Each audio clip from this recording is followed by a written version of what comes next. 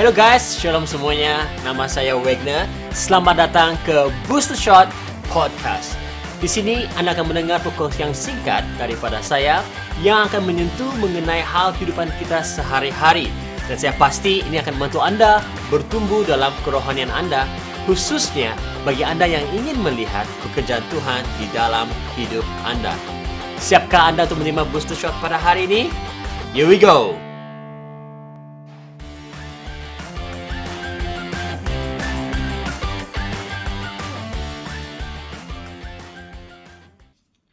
Shalom semuanya, kembali lagi di dalam episode yang berikutnya. Nah, kalau pada episode yang sebelumnya saya membahas mengenai tujuan dan fungsi kita, anak-anak Tuhan, murid-murid Kristus sebagai garam, dan hari ini saya akan membahas mengenai tujuan dan fungsi kita sebagai terang atau cahaya dunia. Nah, dalam ayat 14, Matius pasal 5 ayat 14 berkata begini, kamu ialah cahaya dunia. Nah, ini terjemahan Alkitab versi Borneo. Kamu adalah cahaya dunia. Kota di atas bukit tidak mungkin tersembunyi. Tiada siapa memasang pelita lalu menyorokkannya di bawah pasu. Tentu dia meletakkannya di atas kaki pelita untuk menerangi seisi rumah. Biarlah cahayamu juga bersinar di hadapan orang ramai, supaya mereka melihat perbuatanmu yang baik lalu memuji Bapamu yang di surga. Nah, bila berbicara mengenai cahaya ataupun terang, Yesus berkata bahwa kita adalah kota yang terletak di atas bukit. Nah, perkataan terletak itu ya dalam bahasa aslinya berbicara mengenai apa? Sesuatu yang sudah ditentukan, sesuatu yang sudah menjadi niat yang sudah ditetapkan oleh Tuhan. Maksudnya begini, teman-teman semua, sebagai murid-murid Kristus, ya, kita memang sudah disengajakan, sudah ditetapkan untuk berada di tempat yang tinggi.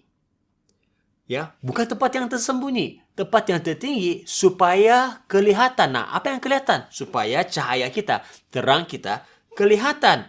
Ya. Nah, kadang-kadang saya pernah mendengar statement seperti ini. Oh, bukan saya tuh, yang penting Tuhan, ya. Saya bukan siapa, saya biasa-biasa saja, tidak perlulah, ya, malulah saya ini biasa-biasa saja. Ataupun kampung-kampung lah nih, pastor, tidak apa-apa. Kedengarannya rendah hati, sepertinya rendah hati. Tapi sebenarnya kita lupa bahwa itulah fungsi, itulah peranan kita. Menjadi terang yang kelihatan. Kita mesti embrace, kita mesti dengan sendirinya menerima kenyataan bahwa itulah tujuan hidup kita, menjadi terang yang kelihatan, yang menyinari kegelapan. Ya.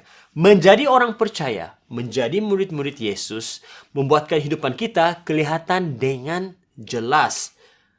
Ya, makanya jangan heran, jangan tanya Tuhan, ya, kalau Matius pasal 5 ayat 10 hingga 11 terjadi. Inilah yang dialami oleh murid-murid Yesus apabila mereka memberitakan pengajaran Yesus di Yerusalem setelah mengalami pencurahan Roh Kudus. Ya, dalam Kisah Rasul pasal 4 ayat 1 hingga 22, ya.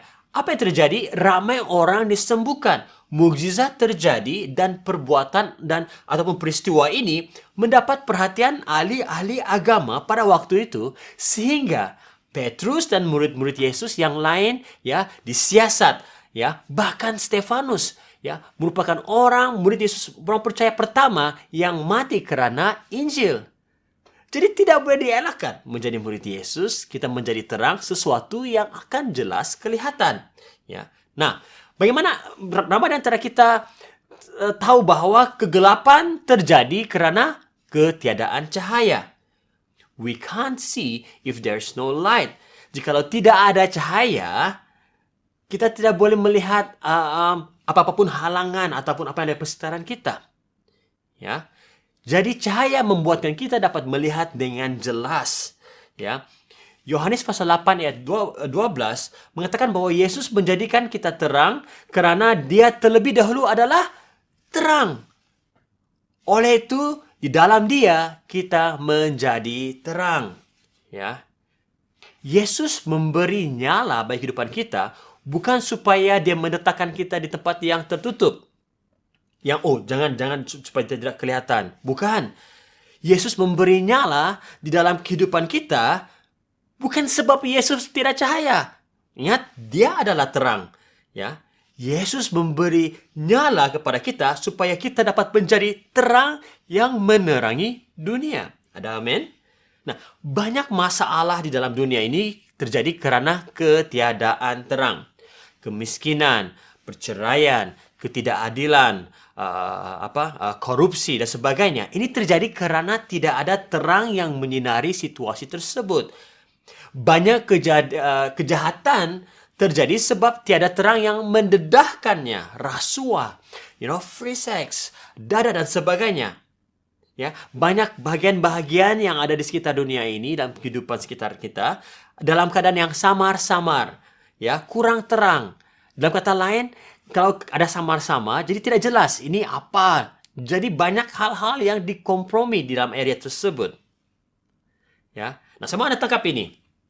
Firman Tuhan dalam ayat 15, Matius pasal 5, ayat 15 mengatakan begini. Lagi pula, orang tidak menyalakan pelita lalu meletakkannya di bawah gantang, melainkan di atas kaki Dian sehingga menerangi semua orang di dalam rumah itu.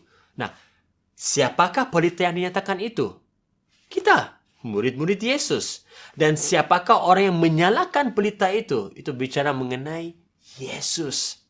Ya, karena Yesus adalah terang. Ya, jadi dalam diri kita tidak ada terang. Sehinggalah Yesus menerangi kehidupan kita. Jadi kita adalah pelita yang dinyalakan oleh Yesus. Dan Yesus sendiri katakan bahwa mana ada orang meletakkannya di tempat yang tertutup. Bila Yesus dalam kehidupan kita, dia meletakkan kita di posisi yang jelas kelihatan oleh semua orang. Kita harus sadar bahwa sebagai terang, sebagai cahaya, Tuhanlah yang meletakkan kita di posisi kita sekarang. Di tempat kerja Anda, di dalam kampus atau university Anda, dalam keluarga Anda, kamu berada di sana bukan kebetulan. Tapi memang Tuhan sudah letakkan Anda di sana supaya Anda membawa terang, menyinari tempat di mana Anda berada. Perhatikan bagaimana Yesus memberitahu kepada kita di mana terang kita diperlukan. Ya, kota, ya, a city. Tuhan katakan kamu kota, ya, yang terang. Itu bicara mengenai community, ya. Dan juga Tuhan gunakan perumpamaan bahwa pelita, ya. Jadi kota yang terang berbicara mengenai community yang besar, tempat yang luas, ramai orang, dan juga Tuhan menggunakan perumpamaan mengenai pelita di dalam rumah. Nah, ini berbicara mengenai sesuatu yang lebih personal, pribadi, dan ya yang dekat dengan kita. Nah, apa akan terjadi bila orang-orang percaya, bila kita sedar akan identiti kita, tapi dan juga berfungsi sebagai terang dunia? Wow, luar biasa. Kebaikan, kebenaran, dan keadilan akan pasti dinyatakan bila kita berfungsi sebagai terang dunia. Ya, kebaikan akan ada di dalam lingkungan kecil kita, community kita, dan negara kita karena adanya murid-murid Yesus seperti Anda dan saya yang berfungsi sebagai terang. Amin. Kebenaran dinyatakan dalam lingkungan kecil kita, community dan negara kita karena adanya murid-murid Yesus seperti Anda dan juga saya yang berfungsi sebagai terang. Ada amin? Dan keadilan akan ditegakkan dalam lingkungan kecil kita, community kita, dan negara kita karena adanya murid-murid Yesus seperti Anda dan saya yang berfungsi sebagai terang. Ya. Satu cara yang praktikal yang Rasul Paulus ajarkan kepada kita bagaimana kita boleh berfungsi sebagai terang. Satu contoh yang praktikal. Ada banyak sebenarnya contoh, tapi saya mau ambil satu contoh. Dalam Filipi pasal 2 ayat 14 hingga 15. Paulus berkata, "Lakukanlah segala sesuatu dengan tidak bersungut-sungut dan berbantah-bantah, supaya kamu tidak beraib dan tiada bernoda, sebagai anak-anak Allah yang tidak bercela di tengah-tengah angkatan yang bengkok hatinya dan yang sesat ini, sehingga kamu bercahaya di antara mereka seperti bintang-bintang di dunia."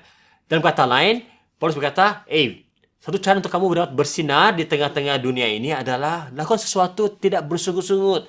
Jangan komplain. Ya, melawan, tapi lakukanlah itu. Ya, seperti kamu lakukannya untuk Tuhan. Nah, Yesus sudah menetapkan terang yang dalam diri kita untuk menjadi sesuatu yang bukan sekadar kelihatan, tetapi terang tersebut juga akan membuatkan orang berpikir, memberi perhatian dengan apa yang kita lakukan. dan akan mengingat kebaikan kita sebagai sesuatu pengalaman yang tidak dapat mereka lupakan. Amin. Nah, saya mau tutup dengan ini. Kita adalah garam dunia. Kita adalah terang ataupun cahaya dunia. Sebagai murid-murid Yesus, inilah identiti diri kita. Dari hari pertama kita menjadi pengikut Yesus, kita menjadi murid Yesus, kita diangkat menjadi anak-anak Allah. Itulah identiti kita.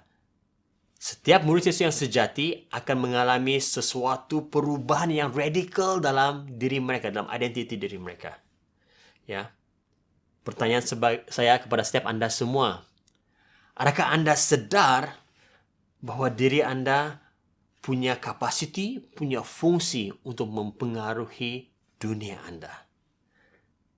Nah, saya ingin tahu jikalau Anda ada pertanyaan ataupun komen mengenai topik ini, ya, sila letakkan dalam chat box dan saya akan pasti respon kepada setiap komen atau pertanyaan Anda. Baik, mari kita berdoa bersama-sama. Saya pimpin kita dalam doa. Tuhan, terima kasih. Di episode yang kedua ini Tuhan, kami mengakhiri episode ini Tuhan, bagaimana kami menjadi garam dan terang dunia.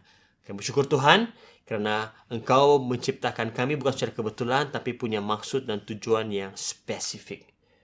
Oleh itu Tuhan Yesus, saya berdoa, setiap yang mendengarkan podcast ini Tuhan Yesus, mereka disedarkan, mereka diingatkan akan fungsi mereka, tujuan hidup mereka Tuhan Yesus.